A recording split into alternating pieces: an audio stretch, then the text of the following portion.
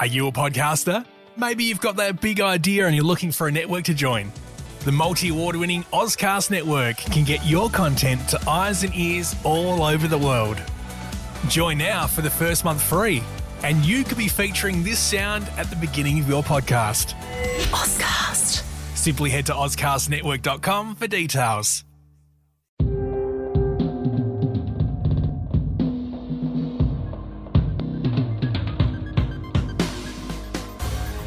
Okay, Nick, I'd like to talk about two teams in particular. First off, how good was that AFL Grand Final?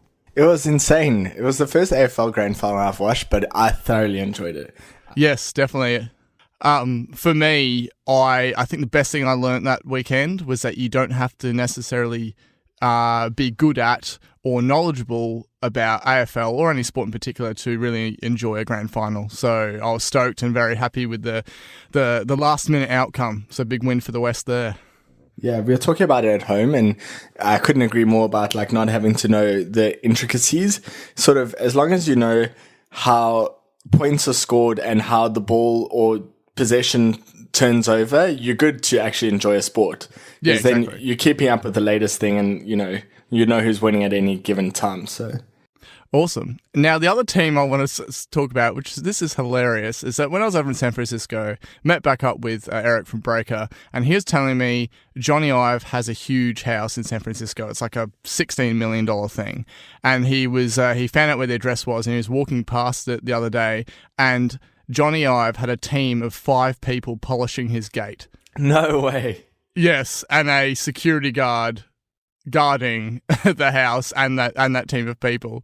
And apparently Eric went up and just asked, is this where Johnny lives? And the security guard was really hush about it. But yeah, so there you go. If you want your, I imagine like if he's getting his gate polished, he might be getting his watch polished as well on the daily by a team of probably more than 5 people. That's crazy. So cool. That's crazy. Yeah. Wow. Yeah, I've seen his house before, pictures of his house. It's incredible. And he's definitely a man of style and opulence. He is definitely not like, he's humble in his nature, but I don't know about his spending habits. But speaking of extravagant things, new products all around. So this will be, I guess given how we were talking about the products last time, the biggest surprise to people is that everyone knew that I was getting hold of the watch. But you, as a complete curveball, grabbed some new products too. So what did you just get recently? Yes, I feel like anyone who actually listens to the show would not be surprised at all. I did get the iPhone XS, which I was telling my boss I got it today at work. And she completely didn't realize that I was talking about the iPhone XS because she wants to get one. And she just only knows it as the XS. So when I was saying XS, she was just like, I have no idea what phone you're talking about. Is that the same as the XS? I was like, oh, yes. That's why you had a confused look on your face. So yes, I think I have finally stopped denying that I will just be upgrading my phone every year. I've just given into it, and next year I'll be getting the next phone and the next phone. And that's just, I'm not going to be saying, no, I won't be getting it anymore. So yes, I got it, and it's amazing. I'll give my full review, but major surprise to everyone, including me, but maybe not deep down. Well, the other surprise too is that I was talking about my long wait time for my Apple order, and then it came to launch day, and my JB Hi-Fi insider info let me down, unfortunately. And you're like, it's on the website. I'm like, what? And I just freaked out, and the worst part was I couldn't even find the exact watch combination that I wanted because the description was so long it was getting truncated. So I had to click into each one to find out which one was the GPS and cellular and which wasn't. So don't they have the picture of it with the red ring and the black ring so you can know? I think I was in such a Too state hyped. of just like, too hyped. They're going to sell out. I've got to get onto it. And they did sell out fast because by the time I even broke the news to certain people, they're like, oh, I want to get one. And it was unavailable. So, yes, thank you for just checking in that morning because I didn't even get the JB newsletter either. I get all the other ones, just not that particular one. So, yes. Yes, anyway, I got it, and that's what we're here to review, and I cancelled my Apple order swiftly after that. I was originally wanting to talk about Mojave in this because I've got a lot to say about it, but I think that really there's just too much to pack into this. We have to push that to another episode. So before I even talk about my review, are you actually going to be getting a Series 4? That's the other question. So I've and gone back and forth on this. I think at this exact moment, I'm not getting it like tomorrow. Like it's, if I wanted, I could just get. They had stock of both the models that I wanted today, and they had stock of the other one yesterday. So I could have actually just gotten it from Apple Chadston, but yeah, I guess I'm just waiting a little bit. I've been out of running for a while, like a number of years. We see a number of years I've been in Australia, and I guess like now I'm using it as motivation that if I can get back into the swing of regularly exercising, then I'll be motivated or reward myself with the watch. Whereas if I just pretend that I'm going to start exercising again and buy the watch as like a pre-motivation, I feel like I'll just fall into the same rabbit hole, which is maybe a 5K quick run every few months. So yeah. Yeah. Okay. Yeah. I get you. That's fair enough.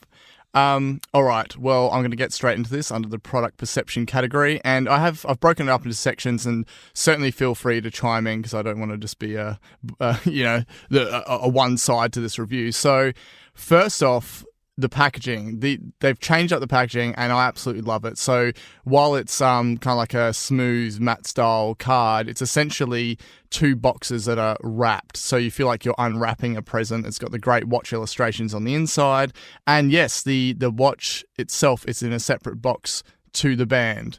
Which I was kind of like posing the question to you. Do you think this is how they could go down the future in terms of getting the exact combination that you want? Yeah, I'd been thinking about it, and as you said in the message to me, like it does paint a picture for the future that you could order the band and case separately. And on their website, they actually used to have a really good interactive gallery where you could choose the case, the band, and the face. And now it's just case and band, and doesn't have a buy option from there. But I would imagine they could just re-implement that, because for the combinations you chose, if they already had that stock of like, if that was already a preset model, they would give you a buy option. So I would just imagine it comes to like full customization that, they'll probably hold the stock in similar amounts of each individual item, but just package it, kind of to order. Exactly. Because, I mean, nothing wrong with the black sport band. It's a classic, but this is the third black sport band I've had. And I don't even use it. I just, I completely unworn, and I leave it in there for the time that will most likely come when I upgrade next year, probably. So, I mean, I'm kind of like resolved myself to what you have with the upgrade thing. It's like this year I was like, nope, not going to get Series 4. And it took me 2 days. I was like, I'm getting the Series 4. So, yeah. A sneaky little surprise is that the actual watch case itself comes in this like cute little soft pouch. I don't really know if people are going to be storing that like that, but that was a nice little surprise. Mine was a blue color. Okay, so yeah, the display. So it's a bit hard to say that it's like technically the one before was a 42mm, this is a 44mm, but it's actually the way they're using the screen is it's beyond that 2mm difference sort of thing. And instantly when you put it on, and of course you know this too because you tried one on in store, I was just like, wow, just by the new shape of the hardware, the size of everything on the screen, the rounded UI, the way that they still use OLED as a way to, that's a visual trickery. It's not like it makes the Series 3 seem outdated. It's just like a whole different experience. So to me anyway. So what did you think when you tried one on? Yeah, the screen is just absolutely incredible. As you say, with the jump being only 2mm on paper, as soon as you try it on, it's just absolutely, feels incredible.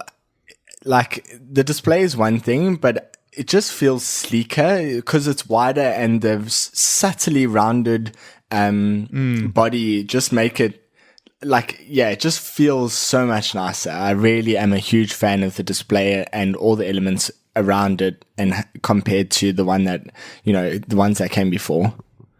It's so funny. Straight up after like trying this on for a bit and playing around with it, I then went to go check out my wife's 38mm. I'm like, man, this thing is tiny. Like, wow, in comparison, it really is. And I also thought, okay, well, larger screen, let's try out the whole, reading emails, reading news articles. And yeah, they are actually perfectly quite readable on it. So I'm really enjoying the larger size. Do you use news regularly, like on the Apple Watch? I'm starting to. I've got like some notifications and stuff coming through. So now that I kind of feel like they've changed the game a bit because of that size increase, I'm going to use it for more stuff like that. And but quick things still, like the watch. It's all about quick things. So, do you use Apple News generally on your other devices? Oh, yes. Yeah. I check it all the time. Like, when it first launched in Australia, I was like, oh, this is kind of cool. And it wasn't until I kind of had the revamp that I really got into it. And the iOS 12 visual changes, I really like. Yeah. I think it's the best version of it, definitely. I like it a lot. I just don't like the caps in the titles, but I love everything about News. It was the first app to introduce like the new bold title style, if I recall correctly. And yes. I've loved News since it was launched, but as you say, more recently, my usage has picked up quite a lot, and I actually started substituting some of my Twitter time with Apple News, and yeah, it's quite enjoyable. On the watch, I love, because I use the Siri watch face, I absolutely love just having the top story on my watch face every now and then. I just tap on it, quickly scroll through top 5, and I'm caught up on the news and save for later whatever I need, or usually, despite pressing save for later, I actually just open up the if I really want to read it, I'll open it up on one of my other devices, and I really like News. Yeah, it's good. It's good just having those little glances just to catch a headline or something. Now, the one main concern I had was, how am I going to go from space black to the space grey? And I was so wowed by the screen, and I just love the tone of the space grey to how the new shape is, and obviously the OLED screen, that I was actually perfectly fine with it. And I kind of actually... It depends which way you look at it. So I like the heavier weight on a stainless steel because it feels more premium by being heavier. But then I kind of like the lightness of this, and I think that with the Series 4, it strikes a really good balance. That being said, if I had the silver, aluminium silver or gold, I think I would struggle a bit with that because they do. It's just my preference for the darker shades, right? Yeah. And then also just the way that as I said, the rounded body and then the rounded corners of the screen, it feels just that bit more complete in comparison. So yeah, I'm definitely loving that. And the fact that they all have the black ceramic underneath now, that part feels more premium. I don't know whether that standard they've set for the sensor underneath has resulted in that little price increase or not, but it kind of feels like you've got part of the premium model underneath. It's a good balance. Yeah. Okay, so the flush side button I think is really cool. It's just something that just feels like sleekly put in there, works perfectly. The red ring on top of the crown, on the actual top of the crown, is darker. I certainly think that looks better than the Series 3 version. I didn't actually have a problem with Series 3 because I never actually saw it. But just looking at this, I think the red ring looks quite cool. Kind of makes me just think, like, what do you think they could do for a Series 5? Like a red dot? Like where are they going to go with it? Yeah, like a dotted border. I don't know. It's they may run out of ideas at some point. Either that or cellular will just become the standard. They won't need to have it there, but I'm not sure. Okay, good news for everyone that was, burning their watches and crying out aloud and everything, saying that, oh, well, my bands won't work. Well, they do. My Nike band and my woven nylon and everything just fit perfectly. So that's great there. And the speaker volume in itself is definitely a lot, but that's something they pushed in the keynote a bit, but you really notice it, particularly with Siri speaking back to you. And when I tried out walkie-talkie and that was really cool. I haven't actually done a call through it yet, but I'm sure that would be quite impressive too. So do you use Raise for Siri? Have you used it much since WatchOS 5? Okay, so I did the update on my Series 3 and I tried it out about 3 times. And then with Series 4, I've used it like at least 6 times a day. Yeah. Like it's just, I mean, you have to kind of, there is a little bit of a knack to doing it, I think. Like when you're standing, it's quite all right. It's more like if you're sitting in a chair or something, you try and do it. I've sometimes found that like the screen might go off or something, I might not catch it in the right. But once you do, just that satisfaction of just it working, and then actually the Siri response itself is so good that, oh man, I'm loving it. I have come up against a few things with Siri not working, but that's more of a Siri side stuff. But in terms of like, just raise your wrist and be like, set a 5-minute timer, raise your wrist, message my wife this, blah, blah, blah, and it just does it so quickly. Oh, wow. Yep. I'm loving Raise to Siri. Yeah, so that coupled with the louder speaker would be awesome. I think, so for me, having had, like, I had to turn off, Hello Siri on both my iPad and my phone because of all the HomePods that I have, and it was just interfering too often. Because I'm usually on the device, and then it prioritizes the device that you're on, and so that became an issue. So anyway, now that I can not have to use the trigger word when raising my wrist for those more personal like requests or something I just want quickly, it's easy to do on the watch. It's ideal. So yeah, I really like it a lot. I use it all the time. While we're talking about Siri, I'll just skip ahead to the performance part of it. Overall performance, I think is noticeably snappier. Siri, as I said, is definitely more responsive. Love Race to Siri.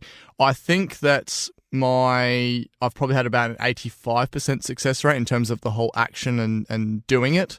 And that hasn't, it's not a case of it doesn't pick up my voice. It's just a case of I think it's been when I've been like sitting in the car or something like that I've come up against it. But as I say, get the knack for it. And then I have been using it for timers, texts, calls, workouts. I have run into issues with it running shortcuts. Like I come up against the tap when ready, like I tap you when I'm ready scenario. And sometimes it does the shortcut and sometimes it just sort of hangs.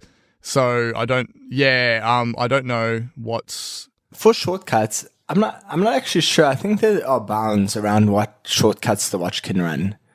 So yeah, it's weird though, because sometimes I do it and then it works, and then sometimes I do it and then it says you need to continue on your phone, and then sometimes it does the tap when ready and it just hangs. So I'm not really entirely sure whether it's some sort of performance related thing or not. With also Raise to Siri, I did come up against some things of instances where it actually does the action, but it isn't sort of completed on screen. So I'll say, and this has only happened a very small amount of times, but I'll say, message my wife this or whatever, and then it's sort of like halfway through the process in terms of the steps on the screen, but then you see that the message has been sent. So for messages, I think they've changed the way they've implemented that over time, because originally, like, you had to confirm yes or no if you wanted to send it. Now it says, okay, I'll send your message, and you can say, don't send. No, Yes, don't. And then it will stop. But if you, after a certain amount of time, it will just send. Yeah, but this is like, it doesn't even get to that stage of the don't send. And then it's only happened a handful of times, so it's not a big issue. But of course, with WatchOS 5, walkie-talkie, and I got to test that out with someone from the UK, and that was great. He had a Series 3, I had the Series 4, and yeah, it was just back and forth, back and forth. There was some slight initial teething issues where I think he had to restart his watch or something, but then after that, it was fine.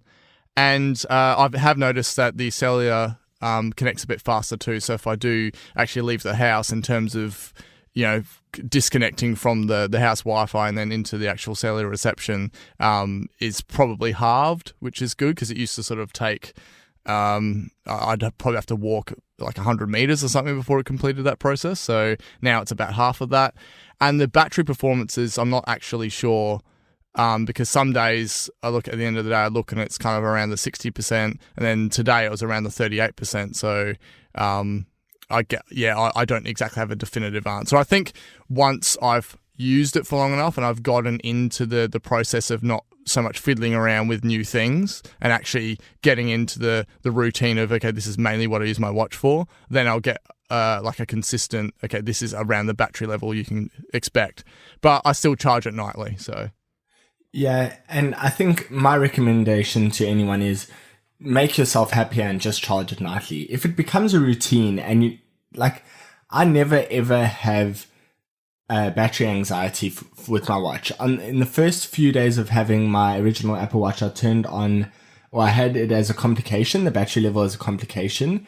And especially since Series 3, I mean, well, in between that, I'd stopped ever looking. But especially with Series 3, I never, ever, ever worry about battery life, ever. So it's such, like, for me, it's such a habit that, you know, I'm always happy. And the battery for Series 4, if I remember correctly, is actually smaller. So if you are someone who can currently push Series 3 to 2 days, I highly recommend charging every night, but I don't think you can expect that full 2 days from a Series 4. My Series 3, I would typically finish the day around 70%, which I always loved, and I would still charge it, but in the instances that I didn't, you know, I knew I was fine. And yeah, so this I've been finishing between, let's say, 35 and like 50%. So yeah, we'll see how it goes. Just the changes they made to the UI itself, just the rounded buttons in the messages and everything like working flush with the corners is really, really cool. And it kind of throws you back first, but when you got your passcode to unlock your watch, I feel like I'm like fat finger mode or something. Like the buttons are so much larger. And it certainly makes it easier to get the right passcode, but that's pretty cool. And just scrolling through the dock, especially, just the way the sort of rounded cards kind of look, and that font they've used is really heavy too, so that kind of helps with visibility. And this kind of got me thinking: do you what do you think the future of the honeycomb, you know, the grid view is now? Because I loved on Series 1, and then I just stopped using it with Series 3. So do you think just the list will be the default? So what I heard was that for the demo units at the Apple event, they had them all on list view. Yep. Which I think speaks to what the future of that like home screen is. I think list will become the default, but I think it will be something we read about rather than something we actually experience by buying a new watch, because for us, I always restore. I'm sure you restore, right? You restore your watch when you get a new one? Yeah, I just I pair the new watch and it loads the previous onto it from the unpairing process, yeah. Yeah, so like with that, we probably won't notice when it does do the default switch over. But yeah, they'll probably like start default in the next 2 years and then have honeycomb around for probably a year after that, and then bye-bye. Yeah. Okay. You asked me what my favorite feature was, and so much to talk about, but I still think just the haptic feedback in the scrolling of the crown, I love so much. I love using the crown on this so much more than any watch previous. And I think it's two factors. First of all, the notch is slimmer. So the actual little, the crown is slimmer. So actual little notches are kind of like the full width of that crown. And just the light and kind of fluid feeling to everything, and the way it reacts to the amount you scroll, it kind of like accelerates the haptics and then slows it down. That and just the overall improvements in the haptics in the watch itself. Just everything is just so much more, it's kind of like snappy and light and a bit bouncy, and it just sort of increases the funness of using it. I don't know how long you spent on that part of it in store, but what did you reckon? Yeah, unfortunately, I didn't actually get to try that. The Apple Watch was in honeycomb mode, and I just clicked through to news to see like something with a lot of text and images, and then swiped over between the 5 top stories, and then that was pretty much it, really, in terms of playing with the watch. I actually don't know what that feels like. Yeah, at least for me, it's something I really appreciate. We've always talked about how much we love Apple's haptics, and they've just taken it that step further, so that's really cool. Okay, the big part used in all the advertising, of course, are the new faces with the infograph particularly, and I that's the one that I've settled on. I've kind of configured it how I want. Really loving it, and it kind of it annoys me when some people complain about, oh well, why didn't they bring that? I thought that was coming to WatchOS 5. You know, why can't I have that on my current watch? And like the tap targets on the smaller screens would just be way too impossible. You'd have that many times that you'd accidentally tap the wrong thing, I reckon. Just those corner complications are great on the Series 4, but in terms of the previous size, you'd have to have pretty precise action to kind of get it correctly, I reckon. So that's, yeah. Even the smallest watch now is the screen size bigger than the biggest previous watch. Yes. So Yep. you can't even say, well, the smaller size, because no, that is still bigger. So I can understand that. Yeah, I'm definitely loving it. Unfortunately, some complications are missing, like the messages one is missing, and I wish that there was a podcasts one. There is actually supposedly an overcast one for Series 4, so I might check that out. But in terms of other faces, the infograph modular wasn't quite as good as I expected. It kind of felt a bit like they'd sort of just enlarged the previous one. So I'm settled on just the actual infograph one because of all what you can fit on it. The fire and water ones, which of course you spoke about previously, going to the edge, I think looks really cool. Knowing how they actually created it with that little making of video, don't know if you saw that. That kind of makes you appreciate it so much more. Yeah, it was incredible. I really liked how they actually did it in the analog world, right? Yes. And then for each of the little time notches where it shows like the indentation for the hour, each hour, like the little marks, they basically were real like physical objects Yes. in the watch face Reacting that with then, the liquid and stuff. exactly. Yeah. So like the flames and everything had to work around them in real life, right? Yes. So that's like it's not an effect. It's real. So Yeah. it just makes it so much better because it's authentic. Yeah, because so many people assume that, oh, okay, that's just some like 3D effects or something. And Yep. yeah, once you've seen, like, you have to see it to really appreciate. It's kind of like the HomePod advert. Once you see the making of, you're like, wow, this ad's like so much better than I, even thought from beforehand. So now the Vapor one's a good one of showing the screen shape. Definitely. I did chuckle a bit when I saw it in the presentation because I instantly, as I said, thought of like people vaping and stuff. But I actually had someone straight after that keynote. They're like, oh, I heard there's a vape face. And I'm like, yeah, not quite. But anyway, there's some cool colors in there. But with all of these, the fire, water and vapor and that, I like the look of them, but I don't like it enough to want to have it as my like go-to face due to the fact that to have complications you need sort of like the rounded one anyway. And that the liquid metal one I kind of thought was pretty underwhelming. Unfortunately, it doesn't have the same kind of smoothness that the fire in that one does. It sort of feels like it's running at a bit of a slower frame rate or something. I don't know. Right. Have you seen those? I think I've actually only played with them on the simulator in Xcode. Yeah. Before I actually got WatchOS 5 on my before I got the correct update on my watch, I had it on Xcode. So yeah, I just had a quick look there, and so I thought they were cool, but I can't really give full review on that. Yeah, they're just not. They don't quite have the smoothness and the wow factor of the liquid and the fire and the water. Yeah. The truth is for me that I'll never move from the Siri watch face. Yes. Like I'm almost convinced I'll just never move from it. Maybe if they For can me, do it's like just a mix perfect. of the Siri watch face and like the infograph somehow. Like I'm just loving the infograph one so much. Yeah, but So for me, it's like having any complication I need at the exact moment that I need it with more information. Like just as you say to me, like I said Siri or bust, and you're like, hey, different strokes for different folks, Yes. kind of, and like that's fair. But for me, Siri watch face is just like. I think it's my favorite feature of the Apple Watch. I love it pretty much more than anything. I have my meetings, everything. I love the fact that you that you appreciate it and you're such a huge advocate for it, just because it really annoys me some of the reviews when people are like, oh, sorry, your watch face is really plain, it could be so much better. And I'm just like, they're basing that purely on the amount of complications on the screen. And I'm like, no, like exactly how you laid it out, it's aligning with your like down to the minute, in terms of what you need and when you need it. So the fact that you fit it into your daily routine so well is really cool. Okay, and lastly, the health and workout. So you have to actually turn the low heart rate alert on. So just keep that in mind. You also have to turn fall detection on. Given my age, it's not on by default.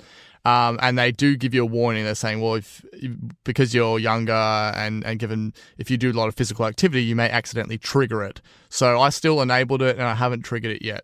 I haven't tried to trigger it either because I'm not really into, force tripping myself over or accidentally, quotation marks, falling down some stairs, because that could, not really worth it. But anyway, so that's those two parts. We are still waiting on the ECG in Australia, as we discussed in some detail, and that wasn't the clincher for me. At least to my knowledge, I don't have a heart condition, so that's it. But we will keep people updated in terms of when that we do hear about some form of medical board approval. An automatic workout. So I don't know whether this is just the software part itself. The detection, at least to me, isn't kind of as good as I thought or as it's working for some other people. So I'm more concerned with the automatic end of a workout, and you kind of like I sat down and it took like a good 6 to 7 minutes before it prompted me, and then it didn't backtrack. Like I know, at least from my understanding, when people are say they start running and they haven't started the workout and it prompts them and they say yes, it then backtracks that time that from when they started. Is that how it's meant to work? Yeah, that's how it's supposed to work. Yeah, okay, fair enough. And funnily enough, I was doing band jam the other night and was just like drumming away, and then it prompted me, do you want to start an outdoor run? So obviously I wasn't actually, wow. I was technically outdoors because I was like in a shed, but I wasn't running anywhere, but my legs were moving a lot. So that was quite interesting. I've heard of crowd surfing, but I've never heard of shed running. Yes, so. There you go. All right. Well, I'm very impressed all around my Watch Series 4. I'm sure I'm going to find other cool things to talk about, but I want to just flip it over to you. I know we mentioned a bit about it, but is there anything else in terms of your experience with the Hermes edition that you like? Yes. Yep. So I guess what I want to say, just like after your review, is you kind of had me at your favorite feature about the crown. You sold me for a second and I was convinced tomorrow I'm going to buy it. But so that could still happen, but I'm hoping that I can at least hold off a little bit. So yeah, I'm pretty much sold now. So anyway, I did what I usually do. It took a little bit longer this year, but I went out to the Apple store, and I checked out the new devices. And one of the things that I've never tried on before, I think I've tried on the Edition, maybe, but I thought, hey, I really like the Hermes, and it's like kind of one of my serious considerations this year is, do I get the Hermes model or not? So because I actually was serious about buying it, I didn't feel bad asking to try it on. And I was wowed. Okay, so I tried on the 44mm one. It was the split band with the midnight blue, or it's indigo in Hermes language, yes. And then like the white and orange. Yeah, so that's like multiple color one. In the single tour, obviously, like I think double tour is definitely for more dainty wrists. And it was amazing. It's just premium quality feel. I love the Hermes face that goes with that, because it's just so fluid and beautiful. Again, like this would be, going out to a nice restaurant, I would use that face. Otherwise, I'd just use my Siri watch face. I was going to say, could that be the one that replaces it? So yeah, it's okay. So I tried that on. The leather itself is quite different to the Apple leather in terms of feeling. It's beautiful. It's soft, and it's just I really, really liked it. And the colors are amazing. they're not cheap looking. Nothing about the band is cheap looking or feeling. And I just really, really liked it. So I was really happy with that. In terms of whether the Hermes is like a real replacement for the Edition for me, one of the things that is important to know is not a different material, right? So a lot of people aren't going to know that you have the really expensive watch, and some people that's fine, and some people that's not fine. But if that is, I know that part of having the more exclusive devices is actually like showing that if you Johnny Ive. Yes. So yes. Anyway, I think it's in terms of price point. Obviously, at that last year it was even more expensive. So it's definitely premium. It's premium feeling. You get exclusive watch faces, and you get an extra band, an exclusive Hermes orange sport band with it, which is like, yeah. So it's pretty cool. It's definitely like. And it even, in the like pamphlet, it says made by Apple, or designed by Apple in California. Sorry, I don't know how I got that one wrong. Designed by Apple in California. And then it says, and by Hermes in Paris. Yes. Written in, looks like, if you think back to the education event where they had like the handwritten annotations on the slides. Yep. It's kind of like that in black ink. So, anyway, it's pretty cool. I really like the Hermes, and I would seriously consider it. Two main blockers for me at the moment. One being that I love my Milanese loop, and I wear that every day. And there are two reasons why I wouldn't want to wear the Hermes band to work. One being like it's a bit showy for works, kind of like, people will, just have connotations. I don't like that. Okay. And then, secondly, like it's not an everyday band. You kind of get scuffed up. And so that's what, like, I'd have to get my Milanese loop in the stainless steel anyway. So that's like extra $220. And that's fine. But, it's a consideration. And then the other thing being like, I really like the black color, so I don't know if I could not have black anymore, and not like I should have then gotten the silver iPhone XS. So yeah, it's kind of like,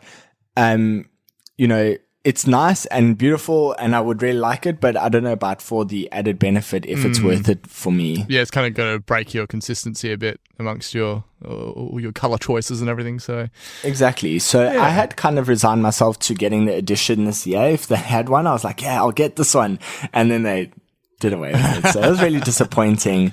So I really wanted the Edition. All right. Either way, I was very impressed with the photo. I actually thought you'd committed to buying one. I was like, oh wait, no, hang on, looks like you're in store. So then I was like hanging on your reply, just like, did he or didn't he? So they had stock of it yesterday, and I seriously considered getting it. So, and then I was just like, no, it's not. I don't know, not yet. What you did get though is an iPhone XS, and you're the only person I know that thinks upgraded from a 10 to a XS. Like I know a few people have gone to XS Max, but what was the sole reason behind the upgrade? Absolutely, without a doubt, it's the camera. So, yes. Obviously, next year I will be planning on taking more pictures. So basically, I was just like, well, I'm going to be using this camera a whole lot more. I really want the best possible camera I could possibly have. And so I'm going to get this phone. I don't care. The low light video on John Gruber's Flickr is actually what sold me on it. Yeah. I ended up making the decision a week later, but thinking back, that was the real moment. I was like, wow, this camera is actually a whole lot better. Why did Apple not tell me about this? So, well, that was the running kind of the consensus amongst reviews is everyone's like, the camera is the biggest enhancement, and Apple underplayed it, they thought, with the keynote. The unfortunate thing is the first review I watched was The Verge, and then it just ended with Neil saying that it's not as good as the Pixel 2 camera. So then I was like, so it's not a great camera, because I saw the 10 and Pixel 2 as close on, in my opinion. And well, they are on DxOMark. Still, they are still quite close, yep. Yeah. So I guess like for me, that was just, I was put off initially. And then the more I watched, I was like, wait, hold on, this camera is amazing. And then, I really like it. So, Smart HDR was not on by default. So, thankfully there wasn't a placebo effect, because I actually use HDR I've used it for many years now on purpose, especially for like low light or sunset photos. So, I guess in this case, I was like, well, I'm pretty sure it's not on because I'm not actually seeing a difference. And then when I went into settings, as true as Bob, it wasn't on. So, thankfully I didn't get all hyped up and go, oh, this is so amazing. Do you think that's because you restored your 10 onto it? Like, yeah, I do think so. Yeah, okay, yep. So again, it's hard to ever tell what is default anymore because we're always restoring and, we have years of cumulative settings. So yes. I did go to the beach and take some photos like sort of into the sun and everything was really, really good. I haven't tried any low light photos as yet. Unfortunately, it's only been a couple of days, so this is like my first impressions. I'll definitely get out and shoot a whole bunch more and like post them. But I did try one live depth of field effect. I tried to change the f-stop in a live are you running because I'm on 5.1? Yes, okay. 12.1. Yes, yeah. So that's the only place I've actually done the slider. I am yet to actually do it on real portrait mode picture and look cool. So yeah, cool.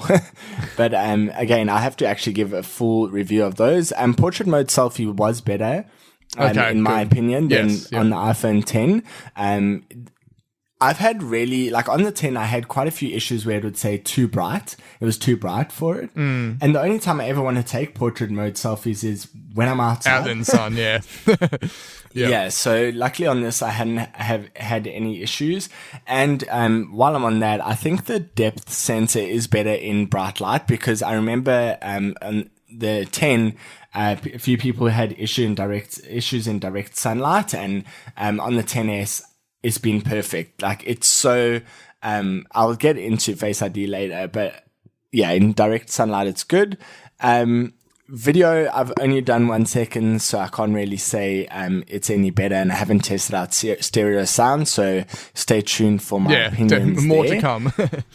So Beautygate is actually a really interesting thing because I haven't read a full article, the camera app. So yeah, you'll have to tell me a bit about that. I just saw the headline. Okay, so basically anyone doesn't know what the whole Beautygate is. Well, basically with each iPhone release, there's always a something gate, like some sort of course, thing that's gone wrong, that is terrible, and the device is doomed. It's expected, okay, and it's stupid. It's always expected. Anyway, people seem to claim that their selfies on the 10s trying to kind of like beautify them, so smooth out their skin and all that sort of stuff. And Halide, they actually provide quite an in-depth camera app, and in terms of actual tech behind it, they're definitely camera geeks, so they kind of know what they're talking about when it comes to the different tech involved. And they looked into it and they said, no, there is no kind of like filter or anything applied to your face.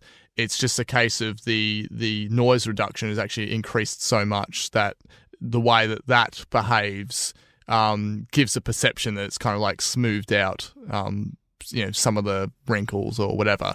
So that's about as far as I know about it, but it seems to be there is a legitimate kind of reasoning as to what's actually going on. The claims of people saying, this is the before and after, you can see a difference. Apple said, particularly with one of the cases, that they're looking into it. So maybe there's some software adjustments or something in terms of the noise reduction factor, but it certainly seems to rule out any sort of Instagram style or Samsung style thing within the camera that's trying to make you look prettier than you actually are. So that's basically the way I always saw it. I definitely didn't see it as like using machine learning to pick up that it's a face and then smooth over things. I definitely always felt that it was like just noise reduction, but it's good to hear that that's officially the case. But on Beautygate, so about within 20 minutes of actually setting up the phones, restoring, actually the phones being usable and our watches reset up, I went for a shower, came back out the shower, and Michelle was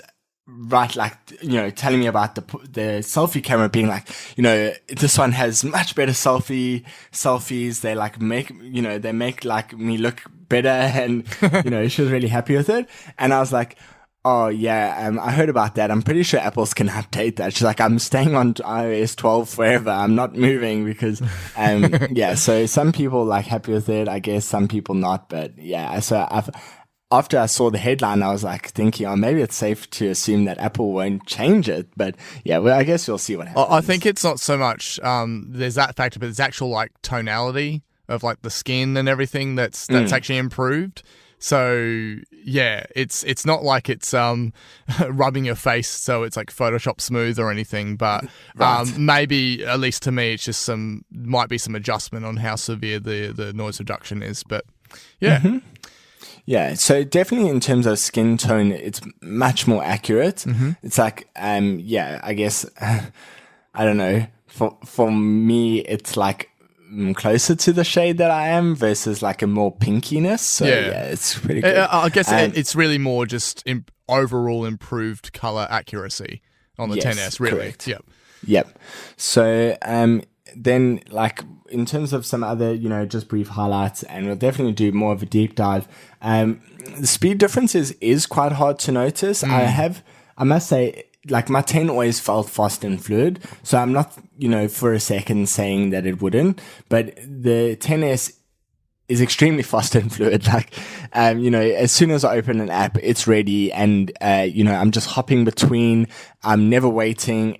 Network connection. I know some people have said that they've had issues with, I'll just address the two other gates, I guess, with network connection. Both my cellular and my Wi-Fi are as fast as they can be. Okay. And good. then in terms of the, charging issue, I haven't had any issues. And, I've got two 10Ss in the house, and all of those we don't have issues with. So, yep, all good. Face ID is, as they say, twice as fast, and it is so good. It is awesome for logging in. You're tempting me, man. You're tempting me. Oh, it's amazing. Like, just as you swipe, the phone is open. It is amazing. Like, showing coworkers today, and they were all like, "Oh yeah, this is definitely really fast." So yeah, it's really fast and convenient. I love it. It's kind of like it's basically Touch ID to Touch ID 2 level, where Touch ID 2 became just this thing that everybody loved. This is doing that for Face ID. I just think it's making it like, it's reducing that friction. It's really consistent. I think you would have because I know you had issues with your 10, so I think this would be better for you. Oh yeah, no, that whole thing just turned out must have been some like software related thing, because iOS 12 completely fixed it. Oh, sweet. Yes, I haven't had that issue once since then, so awesome. That's great. So, in terms of testing the, obviously the other big feature is wider surround sound, or wider stereo sound. Yes. Sorry, yeah. And I tested that in the store before I got there. Before I bought the phone, and I tested on an episode of Modern Family, the previous season, episode 1, and it was so clear and loud and good. Like, they were on a boat, and you could feel like you were on the boat. Like, it's a tiny screen, and you're not, but the sound was incredible. It's really good. I would say it's like, I don't want to say it's not iPad Pro level, it's not for speaker level, but for a smartphone. It's really good. Yes, yeah. Like, often I move over to my iPad for better sound, and in this case, I would just probably watch the whole whatever I'm watching on my phone. Yeah, It's really they good. actually did a cool Fortnite comparison between the 10S Max and the Note 9, and one of the major differences, aside from the 10S having better performance, was the sound was like at least through what you could hear through the video and what the guy was saying, it was like twice as loud. Like, it was just so much louder in comparison to the Note 9. So that was quite interesting. Yeah, it's really good. Like, it's not just loud. Like, I feel like we used to have loudspeakers with crap audio. Yes. Now we have loudspeakers with really good audio. Like, Apple's quality of speakers is significantly improved from, 10 years ago, whatever we would have gotten in smartphones or phones back then. So yeah. Can you fit your 10 case on it? No, you can't. So now, Beautygate was a massive plus in my house. Now, the 10 cases was not, like, I knew it wouldn't fit. We have the Apple cases, and so they are like, to the millimeter precise. And so it's too tight for the rear camera. It is too tight. Okay. Yep. So it kind of sits like it doesn't cover the camera lens, but it sits at an angle like going up onto the camera lens, and so it's just not interesting. Like, yeah, you couldn't actually leave that on and be satisfied. Bit of a bummer, but I feel like if I was buying a new phone, I'd buy a new case anyway to feel extra new. Yes. So I actually think we got a forest green case arriving tomorrow. That's not for me, but so like in June, there was this bluish color that Apple released both on the Sport Loop and the silicone case, and my partner got both of those to match, and now she can't match, so that was pretty upsetting. Oh, darn. And they don't sell it anymore, but yeah, forest green saving the day. Cool. All right. Well, that's been your initial impressions on the iPhone XS. And, like me talking about the haptics and selling you within this episode, you talking about the camera and Face ID is selling me within the episode. So we're sort of cross-selling to each other. Cool. Dang. I now got to decide, am I going to upgrade or not? I'm not sure. I feel like, yeah, I guess for me, as we both said, like for our own devices, we've decided, okay, well, on this one, it's just going to be a yearly upgrade cycle. Yeah, and, yeah. The guilt will be a lot lower when you just like work it into, your life and just go, okay, well, this is, it's like my yearly insurance or whatever. I don't know. Well, yeah. the main thing holding me back is, of course, the expected iPad Pro in October. And I mean, it's every episode I've almost mentioned this, and I've been hanging out since I sold my 10.5 in March. But here we go. We're just shifting quickly into keynote-worthy news. There's been some new evidence pop up that could very well point to an October event, which, please have an October event. I would love that. Primarily surrounding the iPad Pro. So back in iOS 12 Developer Beta 5, there was an icon that looked like a micro uniform bezel iPad, and apparently there was some a method within the accessibility settings that sort of showed a configuration for landscape Face ID. So, hey, why would you need that? iPad Pro, of course. And then just recently with the iOS 12.1 beta, there's an identifier in the Setup app that references iPad 2018 Fall. There's also evidence of Memoji syncing, which of course requires the true depth camera, which would then again point to a redesign for the iPad Pro. And there was a reference in the Xcode simulator that displayed 3840 by 2160 resolution output, which would then lead to 4K, which is a first time for an iOS device, which also aligns with Ming Chi Kuo's rumor of USB-C in a new iPad Pro allowing 4K connectivity. So, are you convinced yet? Yeah, I'm pretty convinced. I said from the beginning that no one can tell that they can't just do the software rotation for the Face ID. So I will just say that from the beginning, we were not duped by this, Ming Chi Kuo character. Yes. Absolutely ridiculous. He really is the character. Yeah. So, I called it, we called it, so I'm pretty excited. It's going to happen. And, maybe if I ignore your stellar watch review, I get the iPad instead. Yeah. Okay, and just aligning with that, there's been more push in terms of iPad and pencil specific stuff. So Apple just released everyone can create course books available through the bookstore as a free download. This focuses on using the iPad as a creative tool for photography, music, video, and drawing. Of course, they've got a big collaboration with the Big Draw Festival. So there's apparently going to be 108 sessions across 7 different stores. Unfortunately, no Australian Apple store, which focuses on sketching with the iPad Pro and the pencil, and I think this is great because if you've been into any of the new stores, particularly say like the Apple Park Visitor Centre where I went, you got the huge screen, you got the cool kind of like cubic chairs that you literally gather around, and it's just this cool kind of chill vibe learning experience. So that also, I don't know whether that's coincidence, but hey, it's like a bit of an iPad push there. And I'm pretty sure, even if it's not part of the Draw Festival, I'm pretty sure they're already sketching iPad Pro and Apple Pencil, sketching they do. Yep. Yeah, sessions. Yeah, they had that at Apple Park, and just the impact of having like this large screen that's constantly changing when you go in there is absolutely love it. Okay, so that kind of covers iPad. And then lastly, there's been some reference for the existence of AirPower. So did you actually see this? But apparently in the XS packaging and the Getting Started guide, it references the AirPower charger. Did you actually check that out? No, I didn't look for it. I'll look and let you guys know next time. I mean, I've seen the photos, so anyway. Exactly. So I never read that stuff. And then in the 12.1 beta, there was apparently an update to the component for managing the charging interface. So between those two little tidbits, what's your thoughts on AirPower now? Do you think they could just pull it out in October? It's going to happen. Yes, I hope so.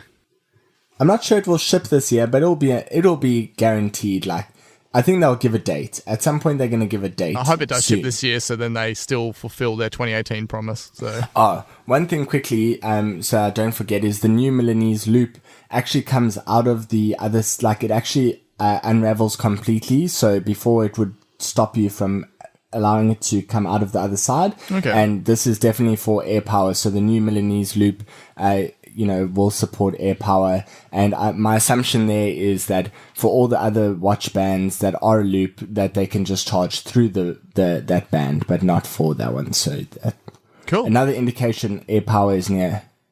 Okay, we will, as soon as the news breaks, we'll be sure to let you know. So, please follow us on our social media channels, which we'll announce at the end. But one last little bit, one edible extra, is they did announce it previously, but apparently it's happening now. They've taken the test flight invites public. So I actually saw this on Twitter as a bit of a surprise. There's this app called Cinema Time. It was kind of like IMDb meets like a movie sort of log thing. And I would manage to just put that into my test flight app straight from that post. So do you think that you're going to try this with your app at all, considering it's in test flight stage? I'm working on like an update or beta 2 version. Yeah, for the next one, I'll just put it as a public link. Cool.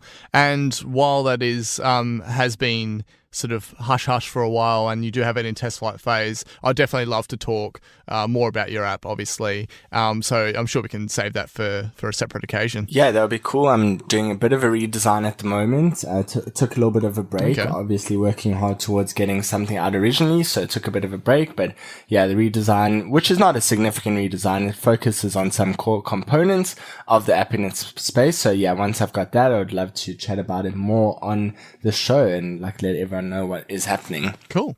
And lastly, another little quick bit specific to Australia is if you're around the Gold Coast with the Robina store, it's now got the new look on September 29th. It got the revamp. It looks like it's within a shopping centre. So when you did live that way, did you ever, I know you were Sunshine Coast, but did you ever actually see the Robina store? No, I didn't. I never went to a Gold Coast. Okay. And that, of course, has the standard of the new look of the full-height glass doors and the large screens and the cube chairs and everything. So there you go.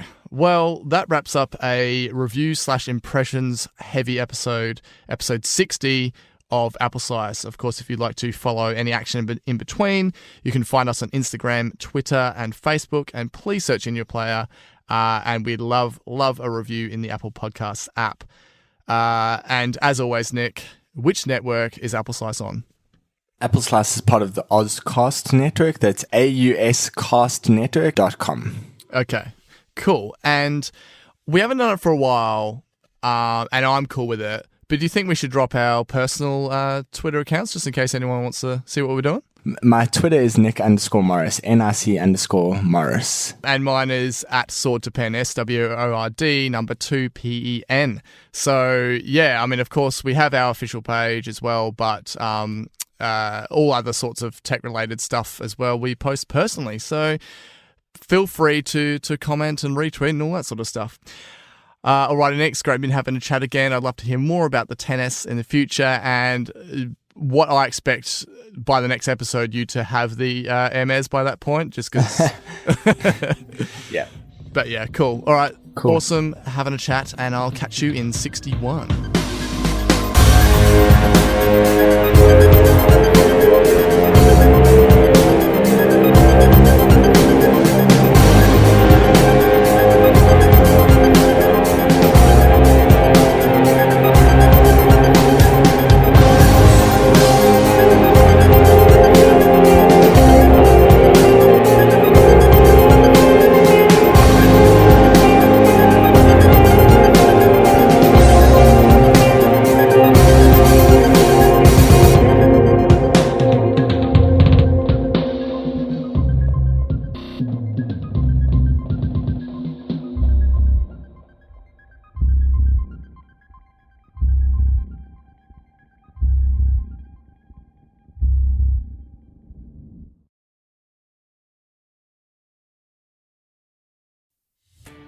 Are you a podcaster?